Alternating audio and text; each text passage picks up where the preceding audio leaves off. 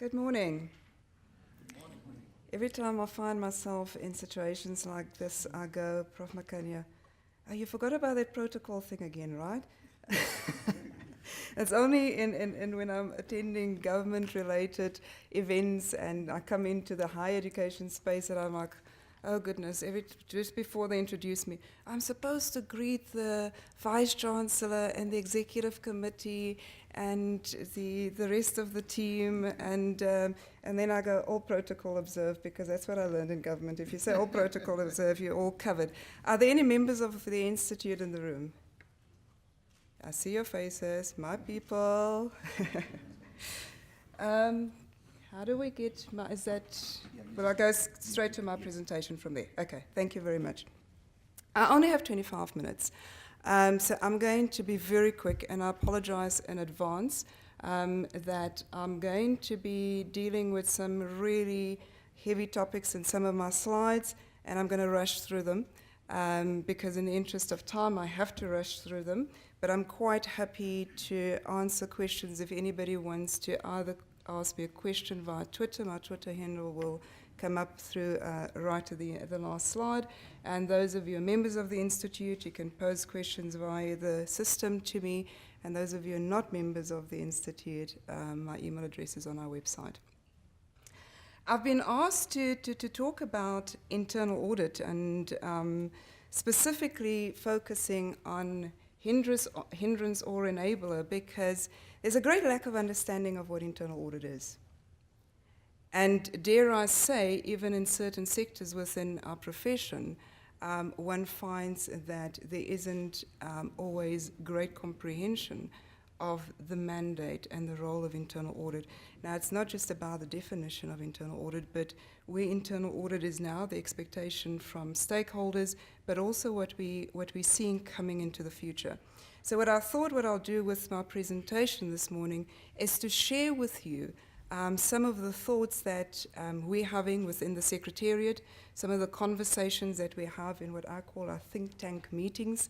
And we have this very fine line that we've got to walk as the Institute between moving into the future and moving fast enough into the future and being able to bring everybody with us. And when I say everybody with us, it is not just internal auditors, but in particular also the stakeholders of internal audit, so that we can make sure that internal audit is able to execute its mandate effectively as things change, because they are changing. So the first thought, and I'm just going to touch on some important thoughts that I think that I would want to leave with you. And the first one is that internal audit does work in the interest of the public.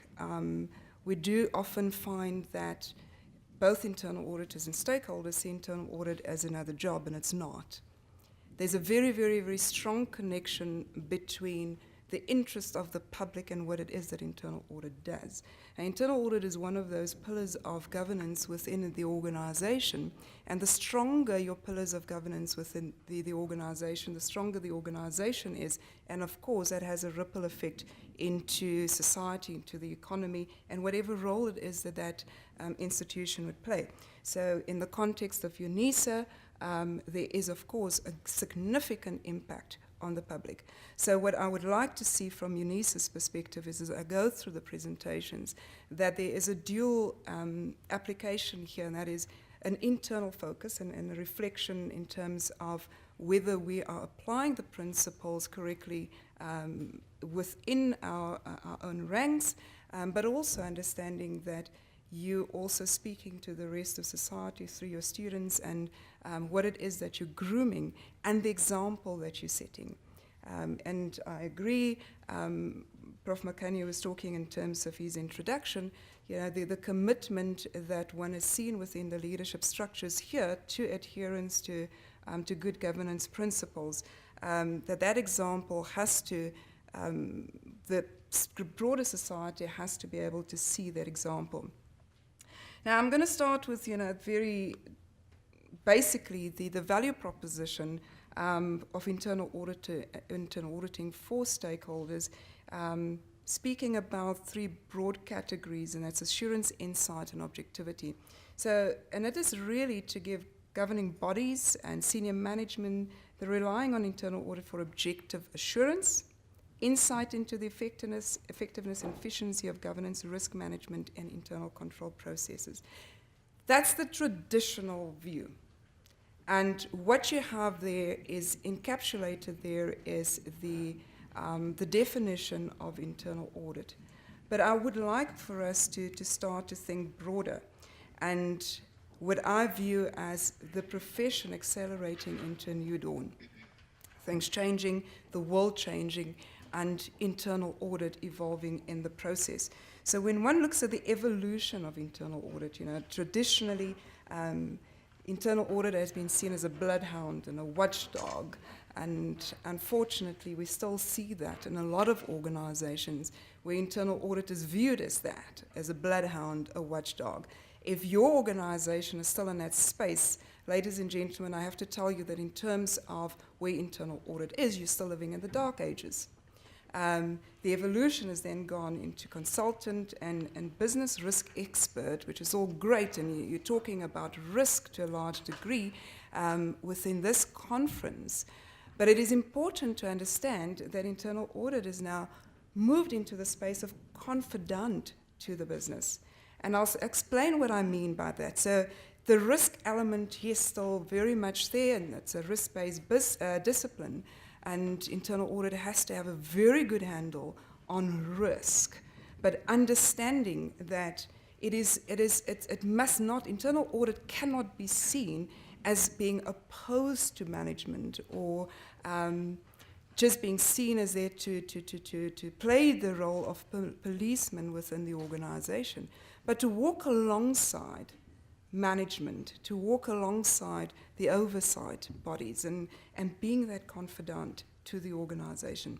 Now, I've chosen this evolution picture very deliberately because it is important for internal auditors to understand that in that process of being that confidant, that technology is starting to play an increasingly greater role in terms of the space that internal audit is in. So where we find now you're working very much on, the assistance from technology in terms of your analyzing of data and so forth. Artificial intelligence is on the horizon. And when I say on the horizon, I'm not talking about 10 years from now. Artificial intelligence is already jumping in great strides.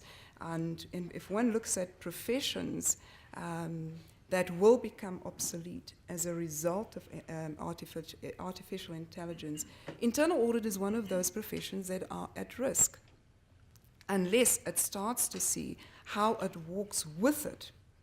And what is it that technology brings to the table? What is it that the computers will bring to the table? And what is it that internal audit brings to the table? So it's a shift in terms of where our minds are at. So internal auditors who are still very much operationally focused are going to find themselves in trouble in the near future. So understand that it is really to a large extent where the profession is a degree of self-destruction, moving away from what we've seen traditionally into creating something new. And that's important, that every profession has to self-reflect on a constant basis and self-destruct and recreate. Because if you don't self-destruct and recreate, something else is going to overtake you. I mean, that's just the reality of where we are. So another phase that we're in, and some of the conversations that we're having within the Institute and within the Secretariat, is about that. What do we see the future internal auditor look like? What is that future internal auditor going to do? What is their job going to look like? What is the daily job going to look like? And what is the space that they need to play in? Now, I'll remind you of the slide with the three bubbles. One of those where we talk about insight. You say we've got assurance, and typically we've just seen internal audit in the assurance space, but insight is so important. We've been, in the past, we talked about hindsight. So you come in afterwards and give the organization, tell the organization, these are the lessons that we've learned, and we need to make sure the controls are in place so that we don't get ourselves into trouble like we did the last time, and into the insight that we've been speaking about more in recent times. But really, it is about moving into the space of foresight. And that is the ability to see multiple futures and being able to say, these are the potential multiple futures that may unfold. And are we able to connect the dots in each one of those potential futures? What is it that we're seeing developing and where things may be going? The fees may fall scenario is one of those that helps us to wake up sometimes, that those black swan events come. So we need to constantly talk about scenario planning, look at those multiple futures and what are the potential risks therein.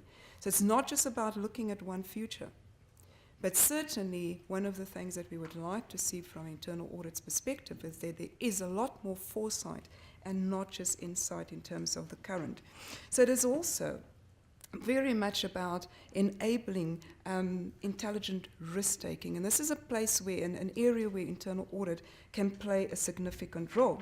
So questioning, we want to see internal auditors questioning whether risk warrants controls in place. Are we adding unnecessary breaks? Now this sounds very counterintuitive for internal auditors because typically it has been about, do we have enough controls in place? And we need to start to have the converse conversation and ask the question, do we have too much? Because at the end of the day, what we need to ensure is that the organization is mitigating against its risk, but also running fast enough. And where do you find the balance? And we have to have those conversations around where's that midpoint and where is the balance in it all? Are we adding unnecessary breaks? We need to ask internal audit the questions, how can we reduce costly bureaucratic processes? And when you have an organization the size of UNISA, for example, that balancing act can be very difficult, but we have to test and we need to constantly ask the questions around the processes. Are they too bureaucratic? Are we creating nimbleness within the organization? And understanding that this is in the context of a world that is becoming increasingly more volatile. And with the volatility, we need to be able to maneuver fast enough. And if we're too bureaucratic, we're not able to move fast enough, and you need nimbleness in that. So we need to also get internal auditors to challenge management's risk appetite. Because sometimes you could have too much of an appetite, and sometimes your appetite is too low. Is it sitting at the right level? Is internal audit asking those questions? Because that's part of the whole giving insight within the organization and assurance around whether this organization is able to fulfill its objectives. Because at the end of the day, you have very important objectives to fulfill, and an organization like UNISA has a significant impact on society. Encourage an adaptive strategy.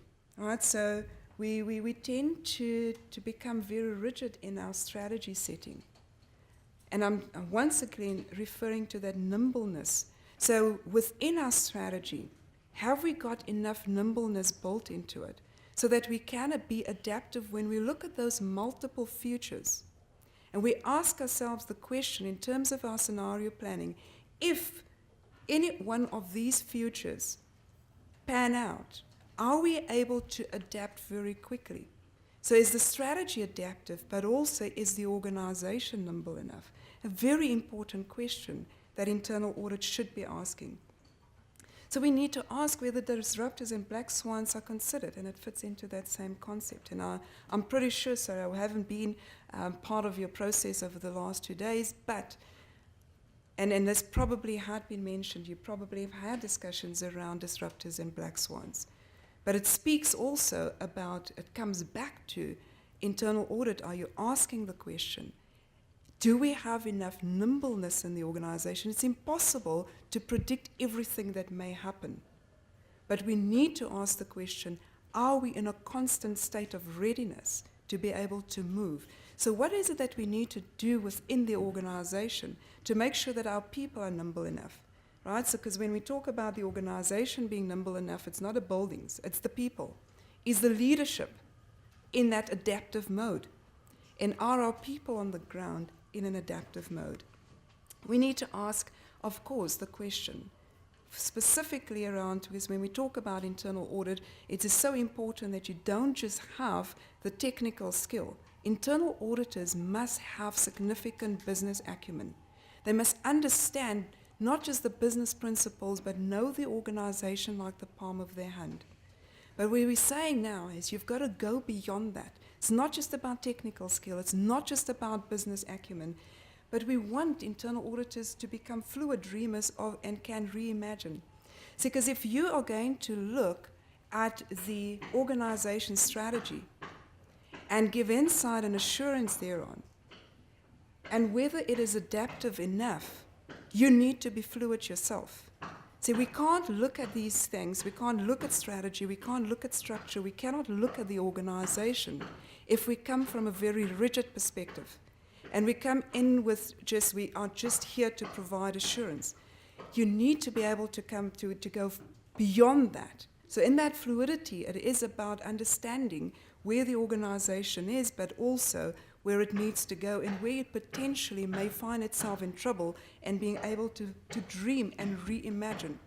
So if things change fundamentally in South Africa, because one has to, of course, understand the environment within which the organization finds itself, can we reimagine? Do we have plan B and plan C in our heads already? Are we able to move into that new space very quickly? So very important for internal audit to understand that. Also very important, as I said earlier on, internal audit needs to move beyond just that operational space and move into what I call the higher order thinking. So when we think about the organization, I always recommend that you think about the integrated reporting principles, because that helps significantly in terms of asking the right questions within the organization, asking the right questions of management, and being able to provide the oversight body with assurance that we are focusing on the right things. This picture you will find is a document called Integrated Reporting Tip of the Iceberg. It is on our website.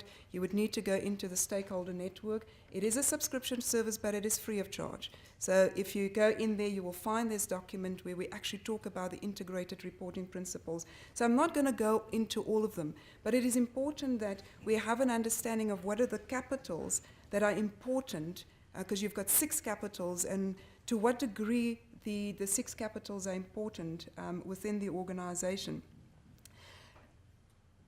And what are the principles built within integrated reporting that the organization needs to understand and where internal audit needs to give assurance. Now, I just want to highlight a few. I'm not going to go into all of them because, as I said, I am rushing against time.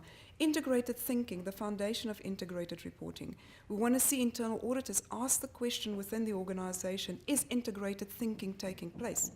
Now, integrated thinking is not just about giving assurance that the meetings are taking place, council is meeting, the executive committee is meeting, and so forth.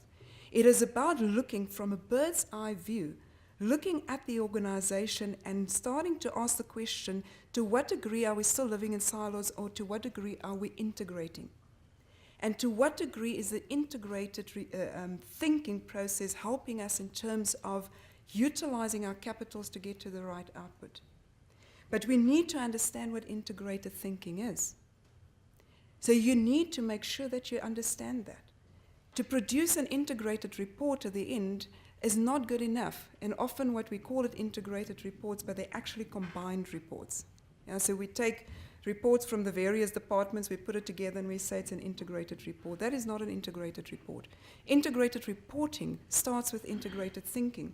We need to ask the question around the strategy and whether the strategy meets the requirements of the organization in terms of its objectives. Culture is internal audit, really looking at culture and auditing culture within the organization. and raising findings around that. To what degree do we have an ethical culture? To what degree do we have a performance-driven culture? The culture shapes everything. It shapes everything. As we know, culture eats strategy any day. So you can have a fantastic strategy, but if your culture doesn't support that strategy, the strategy will not be fulfilled. And we need to ask the questions. Do we have a culture that supports it? And to what degree is internal audit giving assurance around that? Integrated assurance is very important as well, and really, sometimes we talk about integrated assurance, sometimes about combined assurance. But are the various assurance providers working in tandem? Some of you may be aware of our governance index that we produce annually. Our fourth edition was released last month. It is also on our website. It's downloadable from our website, so you can have a look at it. And if you go and see what are the areas where South African organizations are really battling, the worst of the lot is external risk. So we're not making sure that we understand the external factors that will impact on the organization. We're not making sure that we're managing risk properly, but in particular, your assurance providers in combined assurance organizations are struggling a lot with that. And a lot of that has got to do with the inability of individuals to work together in an integrated manner. And once again, it comes back to integrated thinking. So we need to think about all of these elements: change, organization going through change. Is internal audit interrogating that? Is internal audit running alongside projects and asking the question constantly, because it is an integrated approach about whether we're doing the right things to get to the right outcome? We know that 70% of change, at least 70% of change efforts fail. So if we have failure in those areas, are we asking the right questions right from the start? Are we getting the right outputs? But it's not just about outputs, it's also about internal audit looking at the impact of those outputs and the consequences, unintended and intended consequences. Are we raising findings around that? Are we asking the right questions in that regard? Also understand, and internal audit also initiates change. So whatever comes through an internal audit reports, internal audit findings, recommendations, could have a significant impact in terms of change within the organization. Have we thought through what that means and what the consequences would be if we implement that change? But if we're doing it properly, internal audit, a good internal audit function is really a competitive advantage to the organization. So we expect that internal auditors understand the landscape and the players. So when we say the landscape, as I said earlier on, understand the organization like the palm of their hands. And this is not just about the processes. We need to understand the players. We need to understand the immediate players without the organization, but also not just within industry or sector, but the ripple effect that other elements within what's happening in the environment may have on the organization.